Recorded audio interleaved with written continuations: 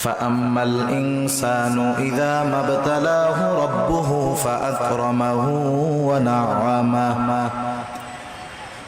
আল্লাহ রাব্বুল আলামিন বলেন ফাআম্মাল ইনসানু ইযা মাবতালাহু রাব্বুহু মানুষকে যখন তার রব পরীক্ষা করার জন্য ফাআকরামাহু ওয়া না'আমা তাকে সম্মান দেয় আর সম্মান দেয় সম্পদের মালিক বানায়া দেয়। একটু খেয়াল করেন, আল্লাহ তাআলা বলতেছেন মানুষকে পরীক্ষা করার জন্য যখন তার রব তাকে সম্মান দেয়, সম্পদ দেয়,